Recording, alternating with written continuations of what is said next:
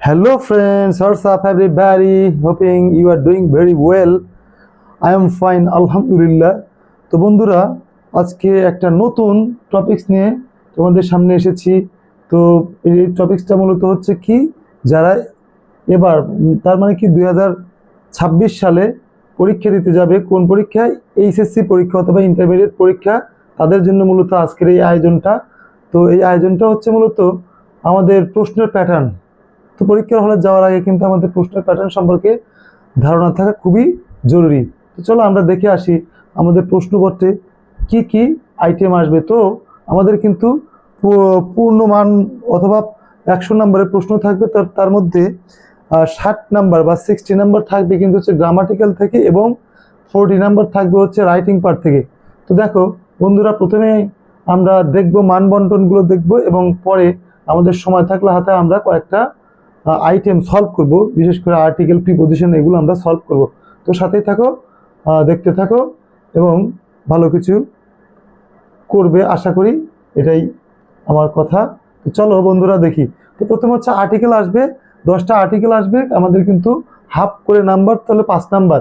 তারপর হচ্ছে 2 নাম্বার আর হচ্ছে complete the text with suitable prepositions. তার মানে কি, প্রিপজিশন কিন্তু আসবে, প্রিপজিশন আসবে হচ্ছে 10টা, থাকবে হচ্ছে কয় নাম্বার? 5 নাম্বার, প্রত্যেকটাতে হাফ করে।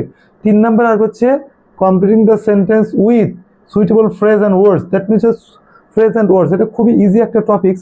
এটা কিন্তু আমাদের 10টা আসবে, 10টাই পারতে হবে, তা না হলে কিন্তু আমাদের রেজাল্ট ভালো করা সম্ভব হবে না। 4 নাম্বার যে আইটেমটা আসবে সেটা হচ্ছে কি, কমপ্লিটিং সেন্টেন্স। কি আসবে বন্ধুরা? কমপ্লিটিং সেন্টেন্স আসবে 10টা, 5 নাম্বার, তার মানে কি হাফ নাম্বার করে। তারপরে আসবে আমাদের হচ্ছে রাইট ফর্ম অফ ভার্বস। আমরা কয়েকদিন যে টপিক্সটা নিয়ে মূলত আলোচনা করেছি সেই হচ্ছে right form of verbs.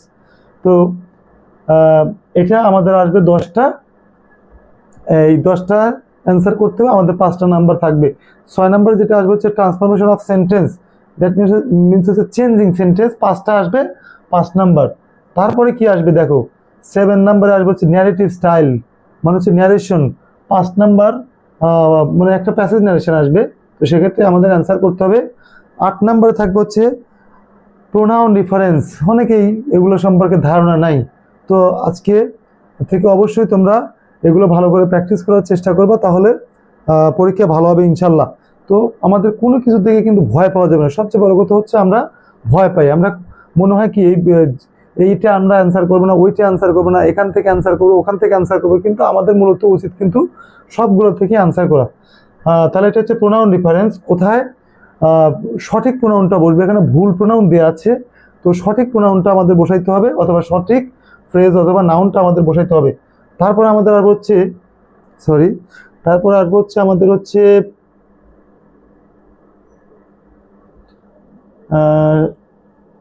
9 number আর হচ্ছে মডিফায়ার। এটা একটা নতুন টপিক্স। মডিফায়ার আসবে হচ্ছে 10টা, এটা আমাদের 5 নাম্বার থাকবে, প্রত্যেকটাতে হাফ করে। তারপর 10 নাম্বার আর হচ্ছে কানেক্টরস অথবা লিঙ্কিং ওয়ার্ডস, এখানেও আসবে হচ্ছে 10টা, আমাদের অ্যান্সার করতে হবে 10টায়, মূলত 5টা নাম্বার থাকবে আমাদের।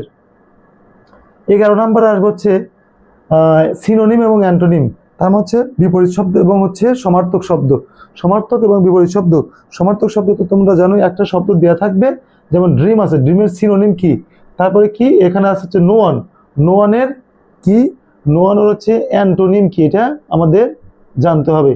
তারপরে আমাদের সিনোনিম অ্যান্টোনিমের পরে আসবে হচ্ছে পাংচুয়েশন, যেটা 10ম শ্রেণীতেও থাকে এবং দ্বাদশ শ্রেণীতেও আমাদের পড়তে হয়। তাহলে সেক্ষেত্রে পাংচুয়েশন, কোথায় কমা বসবে, কোথায় ফুল স্টপ বসবে, কোথায় ভুল আছে সেটা সঠিক করে লিখতে হবে, কোথায় বড় হাতের হবে, কোথায় ছোট হাতের হবে, এগুলো আমাদের এই 12 নম্বর প্রশ্নে জানতে হবে। তার মানে কি, এই গ্রামাটিক্যালি 12 পর্যন্ত, এখানে কিন্তু আমাদের 60টা নাম্বার আছে, মানে 60 নাম্বার আছে। তারপরে আমরা আসবো হচ্ছে রাইটিং পার্টে কিন্তু 40 নাম্বার। দেখো তো এখানে আছে, প্রথমেই আছে তোমার হচ্ছে কি, as you are a student you attend classes regularly but your classrooms are overcrowded, now write an application to the principal. that means এটা কিন্তু অ্যাপ্লিকেশন, তোমার প্রিন্সিপালের কাছে একটা সাউন্ড সিস্টেমের আবেদন করে একটা পত্র লিখতে হবে। 14 নম্বরে থাকবে হচ্ছে রিপোর্ট রাইটিং। আমরা সংবাদপত্রে যেমন লিখি, বাংলায় লিখি, তেমনি ইংলিশে একটা সংবাদপত্রে লিখতে হবে রিপোর্ট অথবা প্রতিবেদন। 15 নম্বরে থাকবে হচ্ছে রাইটিং প্যারাগ্রাফ। হ্যাঁ, যে আমরা ছোটবেলা থেকে পড়ে আসতেছি, সেই 6-5 থেকে আমরা পড়ে আসছি যে write a paragraph 1, traffic jam 1, load shedding, এগুলো নিয়ে কিন্তু আমরা পড়ে আসছি। তো প্যারাগ্রাফে তোমার হচ্ছে 10 নম্বর থাকবে, রিপোর্ট রাইটিংয়ে 8 এবং হচ্ছে কি অ্যাপ্লিকেশন হচ্ছে কিন্তু 8 থাকবে, এবং সর্বশেষ যেটা আসবে সেটা হচ্ছে কম্পোজিশন। কম্পোজিশন রাইটিংয়ে কিন্তু 14টা নাম্বার থাকবে এবং এখানে কমপক্ষে 200 ওয়ার্ডে লিখতে হবে। তো এই হচ্ছে মান বন্টন অথবা পরীক্ষার পূর্ণমান বা পরীক্ষার প্রশ্নের পূর্ণমান। তো চলো আমরা, যেহেতু আমাদের হাতে একটু সময় আছে, আমরা একটু কি করব, আমরা 1 নাম্বার প্রশ্ন, দ্যাট মিনস আর্টিকেলসটা একটু সলভ করবো কিন্তু আজকে বন্ধুরা। তো চলো দেখা যাক কি হয়। তো আর্টিকেল আমরা জানি কোনগুলো বন্ধুরা, আর্টিকেল কিন্তু হচ্ছে এ এন দা, ঠিক না বন্ধুরা? আর্টিকেল কিন্তু হচ্ছে কোনগুলো, এ এন দা। তাহলে চলো আমরা দেখি কোন কালি ইউজ করব, তোমরাই বলে দাও কোন কালিটা ইউজ করব। আচ্ছা, পার্পল, দ্যাট মিনস হচ্ছে বেগুনি কালারের কালিটা আমি ইউজ করতে চাচ্ছি না, এটা হচ্ছে মনে হয় ফুটবে না, তাহলে আমরা হচ্ছে রেড কালারটা একটু চুজ করি। তাহলে দেখো আছে হচ্ছে কি, truthfulness is greatest of all dash. আচ্ছা, এখানে কিন্তু দেখো আর্টিকেল আমাদের হচ্ছে কয়টা জিনিস দিয়ে পূরণ করতে হবে, 4টা জিনিস মূলত, এ এন দা এবং হচ্ছে ক্রস। তাহলে এখানে খেয়াল করি আমরা, এখানে কিন্তু বন্ধুরা সুপারলেটিভ ডিগ্রি আছে, আমরা জানি সুপারলেটিভ ডিগ্রির পূর্বে কিন্তু দা বসে, আর্টিকেল কি বসে, দা বসে। Truthfulness is the greatest of all, অলের পরে আমরা সাধারণত কোনো আর্টিকেল দেবো না, এখানে ক্রস বসাবো। Of all virtues which make dash person, এখানে কি হবে বন্ধুরা, এখানে কিন্তু এ হবে। কারণ কি, দেখো এই পার্সনটা কিন্তু আগে কখনো আসে নাই, যেই যদি কোনো ব্যক্তি অথবা কোনো বস্তু প্রথমে আসে তাহলে তার পূর্বে এ অথবা এন হবে, যেহেতু পার্সন পি দিয়ে শুরু হয়েছে এই জন্য এটা কিন্তু কনসোনেন্ট, এখানে কি হবে, এ হবে।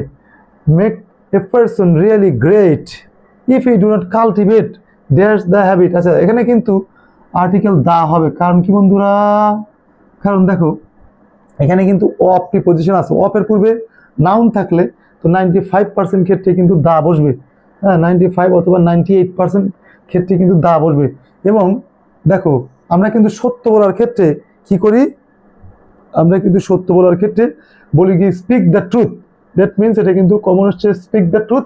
এবং মিথ্যা বলার ক্ষেত্রে কিন্তু আমরা বলি কি, টেল a lie, do not tell a লাই, মিথ্যা বলো না আর সত্য কথা বলো, কি স্পিক দ্য ট্রুথ, এরকম বলি। তারপরে এখানে দেখো we cannot command dash trust, এখানে আবারও অপ আছে, তাহলে নির্দিষ্ট অর্থে কিন্তু অপের পূর্বে নাউন থাকলে তার পূর্বে দা বসে, এখানে কি হবে বন্ধুরা, দা হবে, এখানে কি হবে, দা হবে। Command the trust of others, the man whom nobody believes, যে মানুষকে কেউ বিশ্বাস করে না, can never be famous in life, সে কিন্তু জীবনে বিখ্যাত হতে পারে না। হ্যাঁ, ইট মে বি দ্যাট, তো এটা হতে পারে we may succeed once or twice by telling, আমি কিছুক্ষণ আগে বলছিলাম যে টেলিং এর বা টেলের পরে কিন্তু লাই কথাটা থাকলে তার পূর্বে এ বসবে, তাহলে টেলিং এ লাই, আমরা একবার অথবা 2বার মিথ্যা কথা বলে জীবনে উন্নতি করতে পারি অথবা সফলতা লাভ করতে পারি, but it never brings dash good result. এইখানে কিন্তু দেখো এখানে নাউনের পূর্বে রেজাল্টটা কিন্তু একটা নাউন, নাউনের পূর্বে হচ্ছে অ্যাডজেক্টিভ গুড আছে, তার মানে কি এখানে কিন্তু ব্রিংস এ গুড রেজাল্ট হবে। তো এখানে যদি শুধুমাত্র অ্যাডজেক্টিভ থাকতো তাহলে কিন্তু শুধু অ্যাডজেক্টিভের পূর্বে কিন্তু কোনো আর্টিকেল বসে না, কিন্তু অ্যাডজেক্টিভের পরে যখন নাউন থাকে তখন কিন্তু আর্টিকেল বসে। হ্যাঁ, তাহলে এখানে এ হবে, এ লাই নেভার লাইস হিডেন, মানে কি মিথ্যা কখনো চাপা থাকে না বা মিথ্যা কখনো গোপন থাকে না। Today or tomorrow it comes to light, বন্ধুরা তোমরা কি জানো কামস টু লাইট মানে কি, দিস ইজ এ ফ্রেজ, এটা মানে কিন্তু হচ্ছে প্রকাশ পাওয়া, আজ অথবা কাল কিন্তু মিথ্যা প্রকাশ পাবেই। দেন দা রিয়েল ক্যারেক্টার, আবারও যে অফ আছে এই জন্য আমরা এখানে কি বলবো, then the real character of a liar, তখন একজন মিথ্যাবাদীর প্রকৃত চরিত্র কি হয়, রিভিলড হয়। রিভিল মানে হচ্ছে উন্মোচিত হয়, প্রকাশিত হয়, প্রকাশ পায়, বুঝছো বন্ধুরা, রিভিল। হ্যাঁ, অ্যান্ড নোবডি বিলিভস, এবং তখন তাকে কেউ বিশ্বাস করে না। সুতরাং we should be truthful, we should never tell a lie, because truthfulness only brings destruction in our life. Understand, friends? So from today you must be truthful, and I will advise you to be truthful, because truthfulness brings success, and lie can only bring destruction. আচ্ছা, তারপর আমরা দেখব হচ্ছে preposition. Preposition কিন্তু আমাদের কিছু নিয়ম কানুন আছে, যেগুলো হচ্ছে বেসিক রুলস। আমরা কিছু দিন পরে পড়বো যে বৃত্তের মাধ্যমে প্রিপোজিশনগুলো শিখতে হবে। হ্যাঁ, উপরে বুঝাইতে কি হয়, নিচে বুঝাইতে কি হয়, ভিতরে অবস্থান করা বুঝাইতে কি হয়, এটা বৃত্তের মাধ্যমে আমরা পড়বো। হ্যাঁ, আমি যখন হোয়াইট বোর্ডে ক্লাস নিতাম তখন কিন্তু একবার এটা বলছিলাম, তবে এখানে আরো সুন্দর করে পড়ানো যাবে। তো চলো আমরা দেখি। I am glad to receive your letter. আমি তোমার পত্র পেয়ে আনন্দিত। I am glad to receive your letter. You have wanted to know. তো তুমি জানতে চেয়েছো, কি জানতে চেয়েছো? There's the picnic. পিকনিক সম্পর্কে, তাহলে সম্পর্কে বুঝাতে কিন্তু সেখানে কি হবে বন্ধুরা? অ্যাবাউট হবে। কি হবে? সম্পর্ক বুঝাতে কিন্তু সেক্ষেত্রে অ্যাবাউট হবে। পিকনিক সম্পর্কে জানতে চেয়েছো, দ্যাট উই অর্গানাইজ, যেটার আমরা আয়োজন করেছিলাম। I am now writing dash you about it. আমি তোমাকে লিখছি বা তোমার কাছে লিখছি। কাছে বুঝাইতে কিন্তু কি বসে বন্ধুরা? টু বসে। তো কাছে বুঝাইতে টু বসে। যেমন আমার কাছে আসো, কাম টু মি, আমার কাছে আসো। তোমার কাছে যাব, তাহলে I will go to you. তাহলে সেই ক্ষেত্রে কাছে বুঝাইতে কিন্তু টু বসে, কাছে আসা অর্থে। ইট ওয়াজ উইন্টার ভ্যাকেশন, এটা ছিল হচ্ছে শীতকালীন ছুটি। আওয়ার কলেজ ওয়াজ ক্লোজড, আমাদের কলেজ বন্ধ হয়ে গিয়েছিল। I dared some of my friends, আমি আমার কিছু বন্ধুদের সাথে arranged a picnic। তাহলে সাথের ইংলিশ কি বন্ধুরা? সাথের ইংলিশ কিন্তু হচ্ছে উইথ। সাথের ইংলিশ কি? উইথ। আমি আমার কিছু বন্ধুদের সাথে arranged a picnic, একটা পিকনিকের আয়োজন করেছিলাম। We selected Sonargaon, there's the picnic spot। তাহলে পিকনিক স্পট হিসাবে অথবা পিকনিক স্পটের জন্য কিন্তু আমরা সোনারগাঁওকে সিলেক্ট করেছিলাম। তো সেক্ষেত্রে এখানে দুইটা প্রিপোজিশন হতে পারে, একটা হচ্ছে ফর আর একটা হচ্ছে উইথ।